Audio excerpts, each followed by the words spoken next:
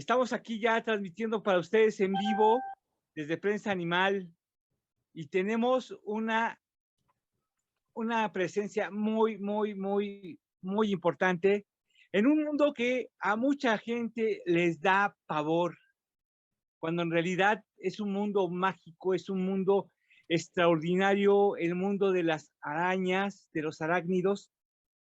Y está aquí nuestro queridísimo amigo de experto en arañas. Sin Diego más, Barrales. sí, adelante. Aquí está nuestro querido amigo de Albarrán. ¿Cómo estás? Diego ¿Qué tal? Barrales, sí.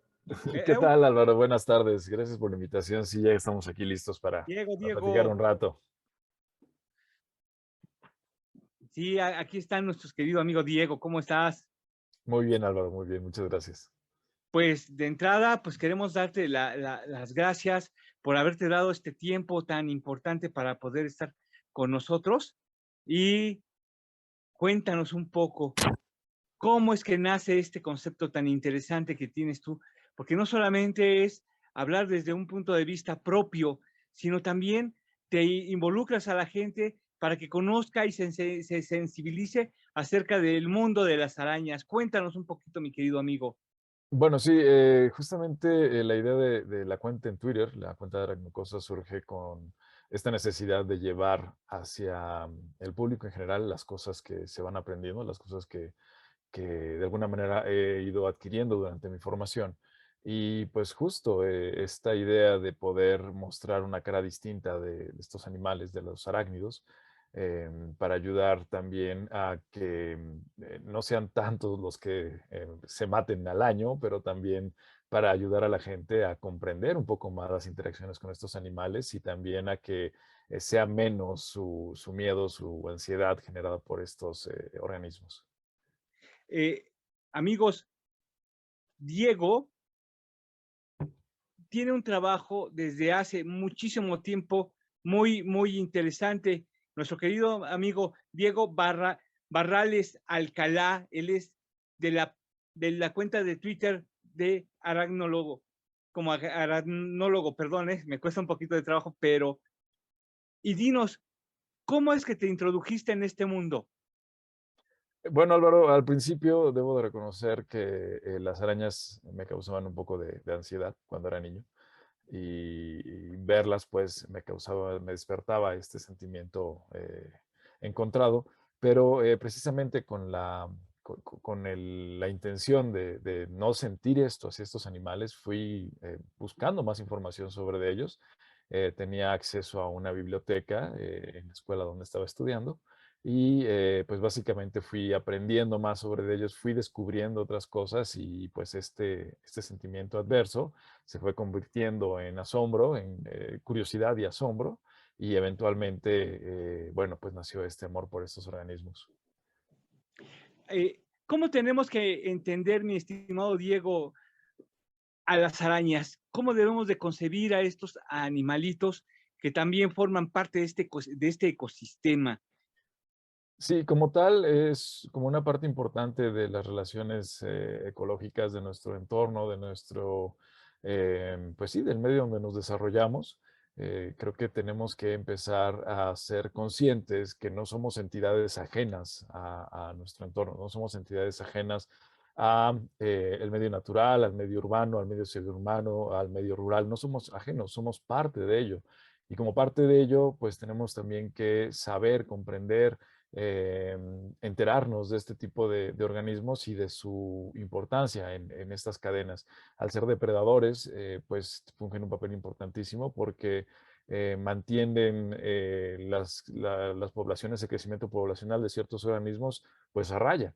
Gracias a ellos no tenemos una sobrepoblación de insectos, por ejemplo, no tenemos sobrepoblaciones de moscas, no tenemos sobrepoblaciones de otro tipo de organismos, porque justo hay una interacción benéfica con estos depredadores.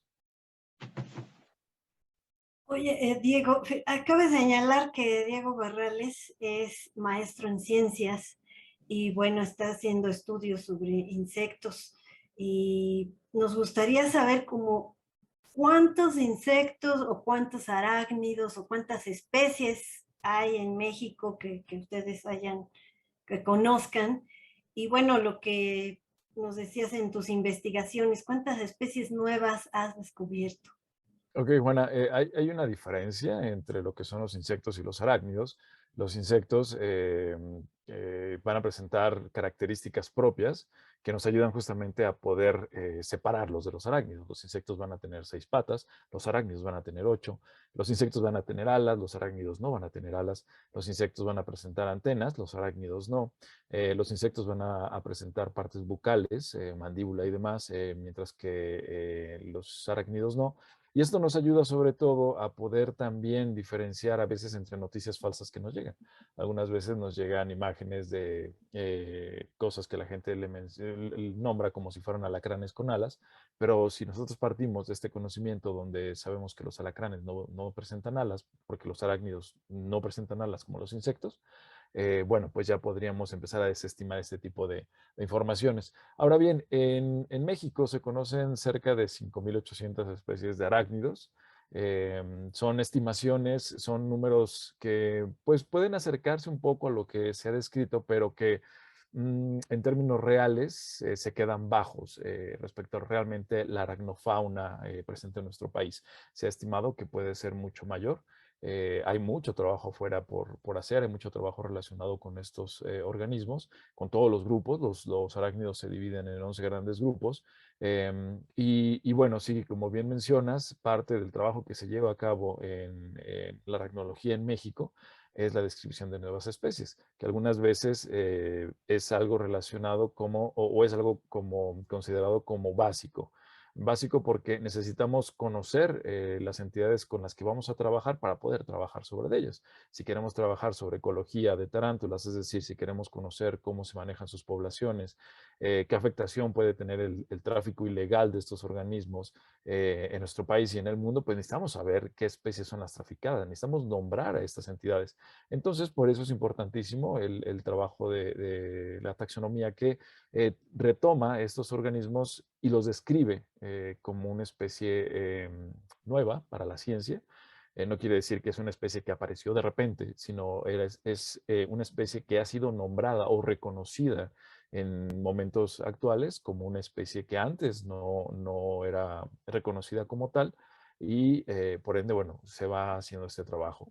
En 2018 tuvimos un trabajo sobre una revisión de organismos conocidos como vinagrillos en México, que pertenecen al orden Telifónida, en el cual se describieron 3 nuevas especies y también se revalidaron algunas especies que o eran consideradas subespecies o que estaban sinonimizadas, es decir, que se habían desestimado como una especie válida. Y esto ayudó a que la riqueza relacionada con estos organismos en México se elevara de 2 especies a 8. Muy interesante esto que afirmas, porque pues muchas de las personas desconocemos, ¿no? Que son importantes estos insectos y estos nuevos que dices que no son tan nuevos. Y bueno, también hemos oído en las noticias y algunos datos de que los insectos están disminuyendo. Y pues yo creo que también tiene que ver con esto que mencionabas, el tráfico de las especies. Y dinos la importancia de que no haya este tráfico y la importancia de que no disminuyan estos animales.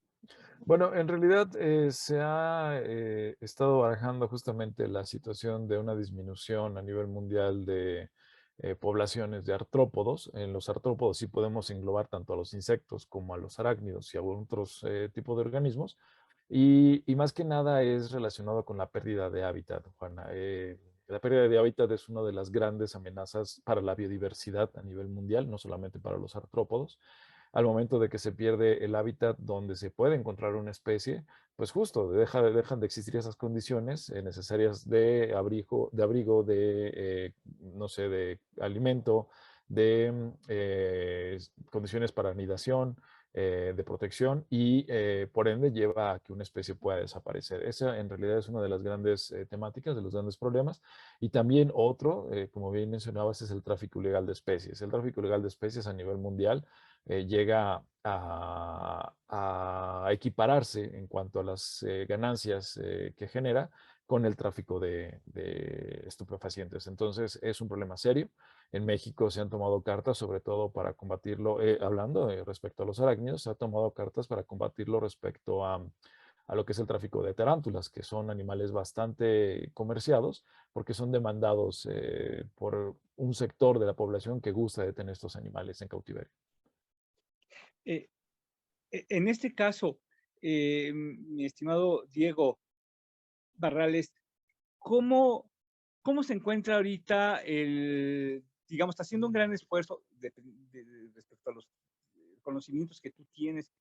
¿En qué más o menos, hay algunas cifras de tráfico de especies arañas aquí en México? ¿Y qué tipo de arañas son las que más se trafican? Ya acabas de mencionar uno, la tarántula.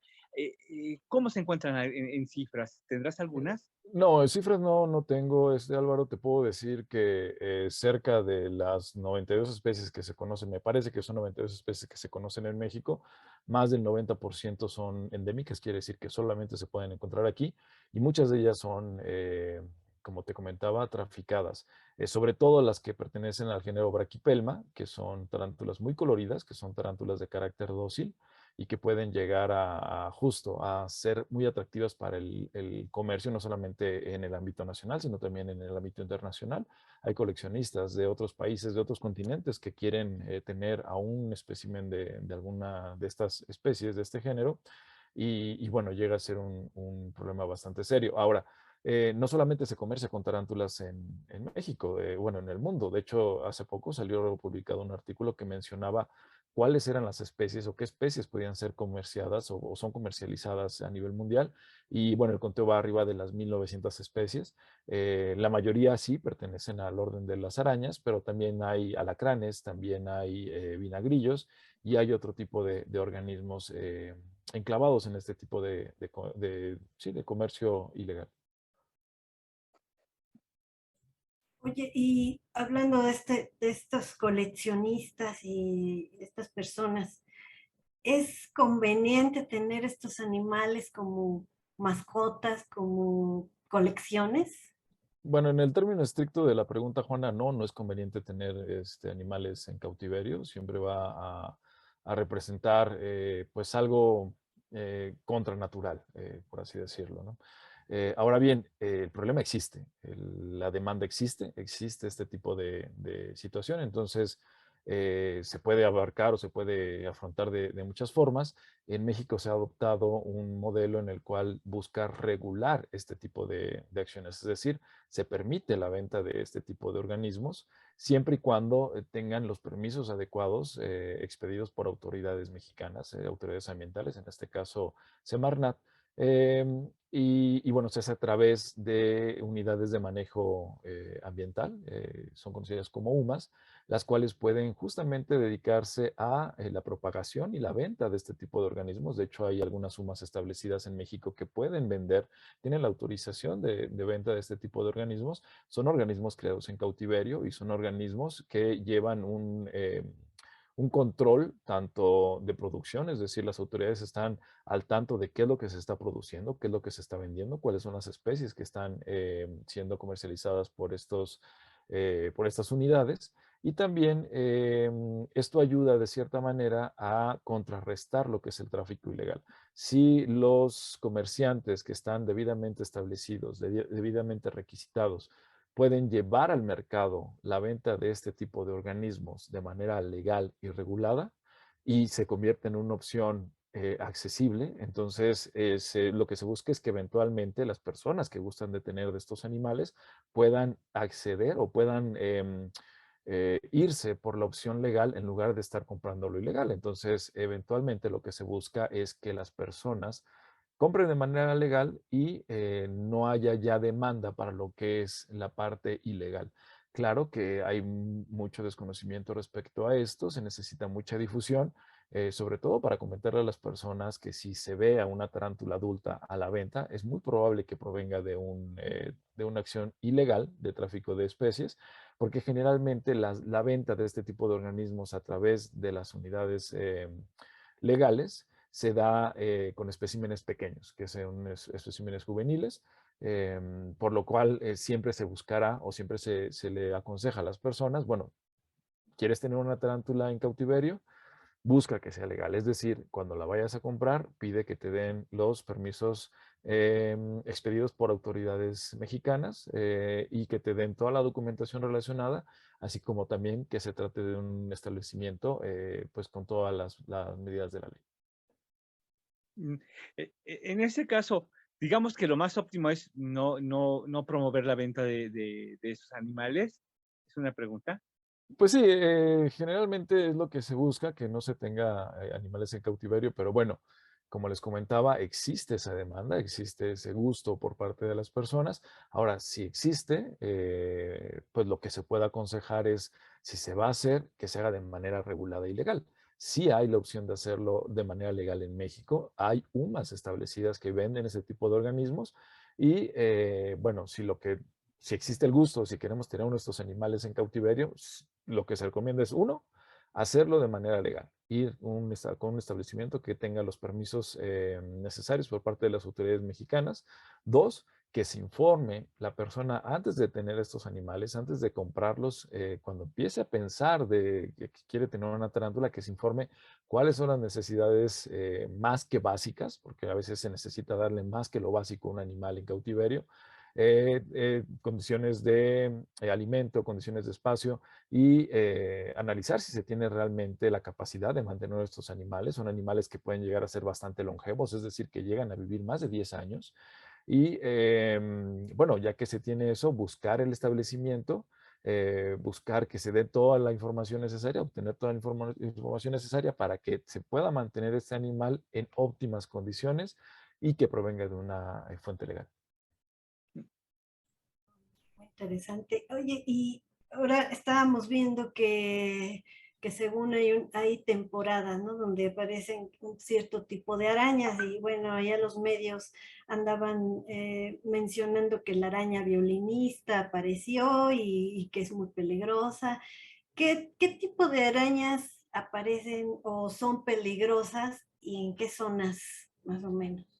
Ok, es un tema amplio, Juana, porque si bien es cierto que hay una temporada, una temporalidad de actividad biológica elevada, por así decirlo, que está enmarcado, que va de la mano de las lluvias, porque precisamente cuando hay lluvias hay mayores recursos, me refiero a recursos vegetales, recursos alimenticios, y por ende, bueno, también podemos esperar una elevada actividad respecto a los depredadores.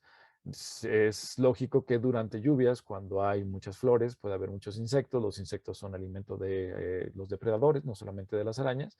Y que cuando es invierno, por ejemplo, que no hay este tipo de recurso o las temperaturas son muy bajas, hay una baja actividad, una baja presencia de organismos. No quiere decir que desaparezcan. Los organismos siguen estando ahí, pero hay una baja actividad.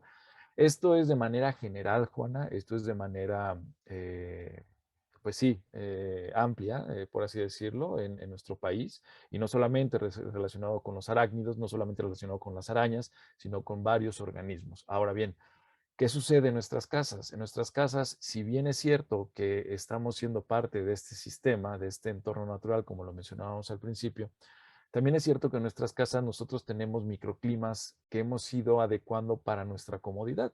Es decir, a nosotros no nos gusta que haga mucho calor, no nos gusta que haga mucho frío, no nos gusta mojarnos, no nos gusta vivir en un ambiente completamente húmedo, pero tampoco completamente seco. Y entonces manejamos dentro de nuestras casas eso. Cuando tenemos calor, podemos prender un ventilador, aire acondicionado, podemos abrir la ventana. Cuando tenemos frío, podemos prender calefacciones. Por lo general, siempre buscamos tener alimento, ya sea de temporada o alimento que satisfaga nuestras necesidades o hasta nuestros gustos. Y todo esto implica que nuestras casas se conviertan como en tipo de microclimas. ¿Qué pasa en los microclimas controlados? Que siempre va a haber las condiciones adecuadas para que los organismos se desarrollen. Si nosotros le damos a un organismo alimento, le damos nosotros un lugar seguro para estar, le damos un lugar cómodo para estar respecto a la temperatura, pues va a ser un organismo que no va a tener limitaciones para estarse desarrollando. Esto sucede y esto lo podemos ver reflejado en la presencia de ciertos organismos en nuestras casas durante todas las estaciones del año. Vamos a hablar ahora sí de lo que son las arañas violinistas que se encuentran en todo el país, es decir, en las 32 entidades de nuestro país hay registros de estos organismos. No quiere decir que están en cada uno de los rincones de nuestro país, ¿no? Sino vamos a verlo como entidades. Y muchas de estas arañas o algunas de estas especies pueden estar relacionadas con actividades humanas. Quiere decir que han encontrado ese nicho para ocupar donde se sienten cómodas, donde pueden desarrollarse de manera adecuada. Y aterrizando un poco más esto, justo en lo que mencionabas de las alertas, las alarmas y demás noticias falsas que han estado inundando redes y medios últimamente, hablando de la araña violinista del Valle de México, que pertenece a la especie Loxosceles tenochtitlan, que no fue una especie nueva, no es una especie que recién apareció e invadió Nezahualcóyotl, sino es una especie que existía en el Valle de México pues desde hace muchísimo tiempo, pero que fue descrita, como mencionaba anteriormente Juana, en 2019. Esta araña ha sido relacionada con actividades humanas, es decir, ha sido mucho más fácil encontrada dentro de casas que fuera de las casas. Entonces podemos decir que esta especie puede tener cierta relación ya con actividades de las personas. Y si retomamos lo que acabo de mencionar de que las casas son microclimas, bueno, pues en realidad no existe una temporada para estas arañas. Los muestreos y los muestreos que se han llevado sistemáticamente por parte de las personas que describieron a estas arañas, a esta especie de arañas, que fueron colegas del Laboratorio de Aracnología de Tlaxcala, y también los monitoreos que se han hecho por parte de Ciencia Ciudadana en plataformas como Naturalista, nos indican que durante todo el año podemos encontrar machos, hembras adultas, adultos y también juveniles. Entonces, si podemos encontrar machos adultos y hembras adultas en invierno y también en otoño y también en primavera y también en verano y podemos encontrar juveniles durante todas las estaciones, ¿qué nos está diciendo esto? Pues que en realidad la actividad biológica de estos organismos es durante todo el año. No tienen una temporada de arañas violinistas como se ha estado manejando en los medios. Desafortunadamente, muchas de estas noticias buscan justamente llamar la atención, enganchar a las personas con un titular rimbombante de inicia la temporada de arañas violinistas. Nueva araña violinista, pues básicamente atacan Nezahualcóyotl. ¿Para qué? Para que la gente dé clic en este tipo de noticias y pues ya sea que sea una noticia mal escrita en la cual sigue mencionando lo mismo que el encabezado o que dentro de la noticia ya expliquen de otra forma lo que el encabezado estaba diciendo. Al final del día lo que esto produce es desinformación y produce mucho nerviosismo, mucha ansiedad y mucho miedo entre la gente. Sobre todo porque, bueno, las arañas violinistas son pues básicamente villanos favoritos de parte de los medios. Generalmente siempre se relacionan con noticias duras, con imágenes duras de personas con daños en el organismo de bastante consideración. Y bueno, es una forma de atraer inmediatamente la atención de las personas. Eh, eh, Mi querido Diego, oye, en este caso, ¿qué podríamos hablar, digamos, destacando un poco, qué arañas son endémicas de México? Que digamos, solamente se encuentran en México, si tú tienes ese dato, y, y qué hacer también para cuidar a estas especies que también están susceptibles a este tipo de daños hechos por el hombre, y también qué tienen que hacer a la hora que los encuentran en su casa, cómo tratar a las arañas. Ok, son datos difíciles de compilar, o sea, hablar de un endemismo en general de las arañas es complicado. Como te mencionaba hace un momento, cerca del 90% de las especies que se conocen de tarántulas son endémicas de México. El 90%, o sea, cerca de, bueno, arriba de 80 especies solamente se encuentran en México. Hablando en el caso de las arañas violinistas, de las 40 a 41 especies que se conocen en México, pues arriba de 38 son endémicas, es decir, que se conocen para el país. Y así nos podemos ir en diferentes grupos. Hay especies de arañas que se pueden encontrar en México y en otras partes del mundo. Por ejemplo, hablando de las viudas negras, en México podemos encontrar una especie que es de África, la viuda café, de la Latrodectus geometricus, proviene de África, es una especie que se hizo cosmopolita, es decir, que se encuentra en diferentes partes del mundo y bueno, la podemos encontrar también en México. Tenemos, por ejemplo, la Atrodectus hesperus, que se puede encontrar en Estados Unidos y en México, o tenemos la Atrodectus mactans, que se puede encontrar en otras partes, no solamente en México.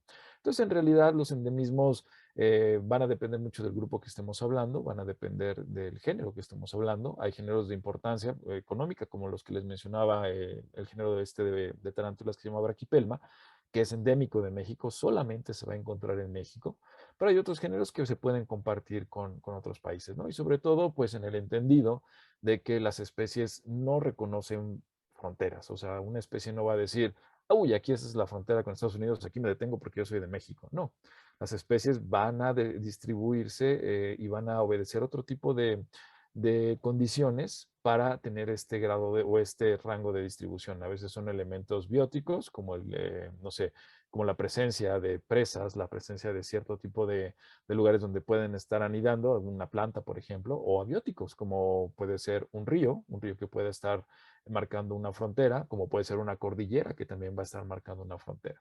Ahora bien, ¿qué hacer si nosotros nos encontramos a estos organismos en nuestra casa? Bueno, lo que siempre recomiendo es reubicarlos. Si tenemos nosotros ansiedad, si nos causa demasiado miedo, demasiado problema ver uno de estos animales, reubicarlos con un vaso y con una hoja será suficiente. Estos animales, aun cuando son de importancia médica, no son más fuertes que nosotros, no son más inteligentes que nosotros. Bueno, suponemos que no son más inteligentes que nosotros, no van a ser más rápidos que nosotros y no nos van a estar buscando hacer daño. Entonces, nosotros tenemos muchas ventajas sobre las arañas que podemos aprovechar al momento de reubicarlas. Un vaso, una hoja y las podemos llevar afuera o también las podemos dejar en nuestra casa en el entendido, bueno, de que son animales que también nos pueden estar ayudando a, no sé, depredar a moscas, depredar a mosquitos, también a depredar a otras arañas, a otros alacranes. Entonces, siempre hay una forma de actuar ante estos organismos. Juanita, Sí, muy interesante esto que nos dices. Y,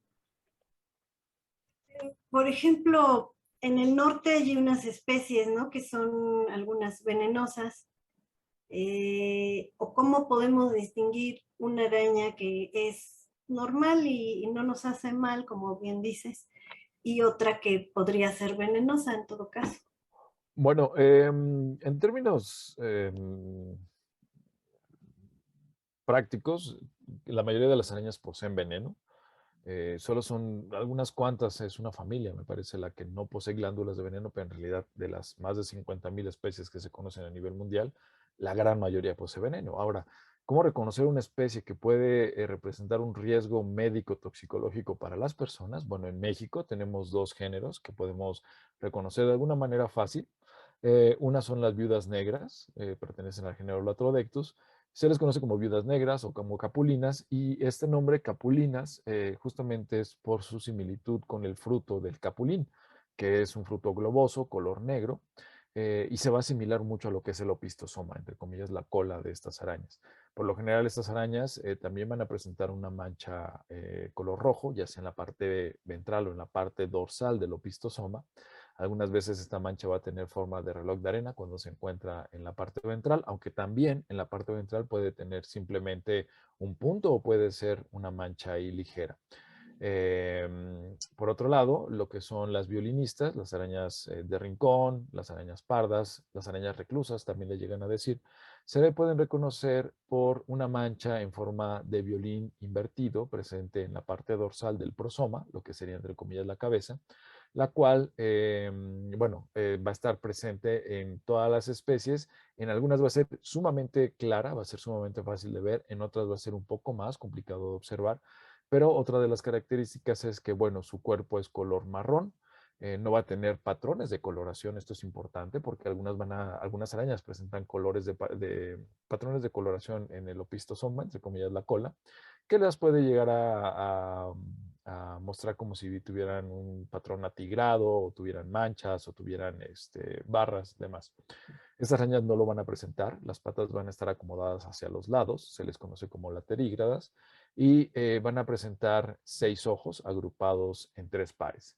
2 laterales y 1 central. Esto nos va a ayudar a poder reconocer estos animales y bueno, o sea, siempre que encontramos a uno de estos organismos se recomienda reubicarlos y realizar una limpieza profunda en casa, una revisión profunda en casa para, en dado caso de que se encuentren más, poderlos llevar afuera y reducir las probabilidades de un accidente.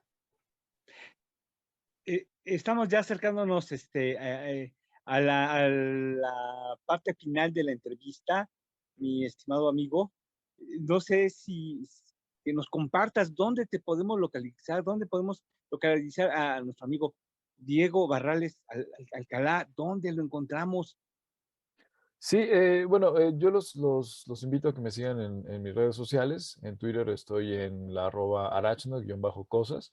En este espacio estamos justamente haciendo una conversación circular con la comunidad, recibiendo dudas, platicando sobre las imágenes que se comparten y demás, compartiendo información sobre noticias falsas. También pueden encontrarme en Instagram, en la misma arachno_cosas, en la cual básicamente lo que hago es compartir imágenes que pienso yo buscan resaltar la estética de estos organismos, de las arañas, de los arácnidos, sobre todo para mostrar esa otra cara que muchas veces, ya sea por el tamaño o por la ansiedad o el miedo, no vemos de estos organismos. Oye, y sobre todo recomendarle a la gente que no las mate, ¿no? Por favor. Sí, claro, como les comentaba, estos animales son parte de nuestro entorno, de nuestro ecosistema.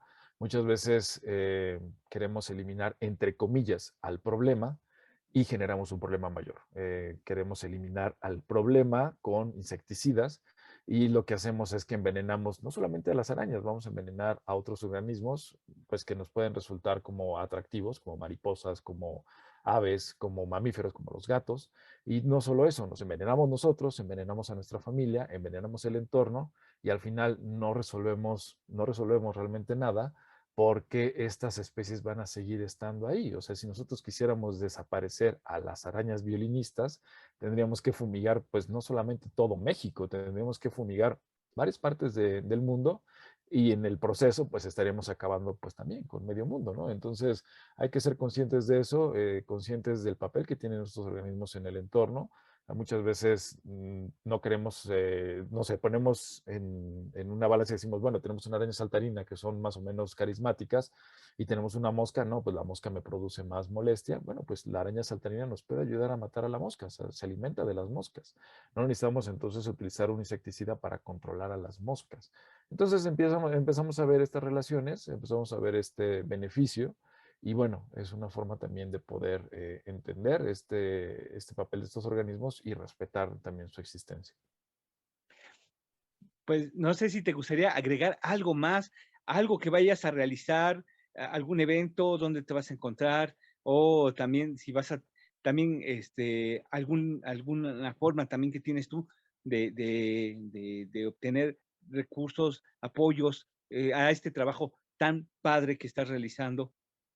Bueno, en realidad el trabajo que se hace en las arrobas, en este caso en la cuenta en Twitter y en Instagram, no busca tener una remuneración económica. Siempre he pensado que mi formación, que siempre fue en escuelas públicas, es gracias justamente al esfuerzo como población que hemos tenido como mexicanos y una forma de retribuir a la sociedad las cosas que he venido aprendiendo es justamente con este tipo de actividades. Estamos planeando tener actividades en Durango, en la Universidad Autónoma, con algunas pláticas, talleres también sobre el uso de la plataforma naturalista y también algunos otros eventos más en el Valle de México, pero bueno, en su momento, cuando se vayan concretando, los iré dando a conocer.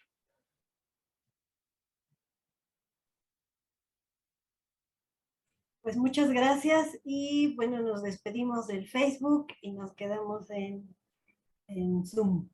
Gracias. Gracias a ustedes por la invitación y por el espacio. Gracias, gracias, gracias amigos, nos despedimos del aire.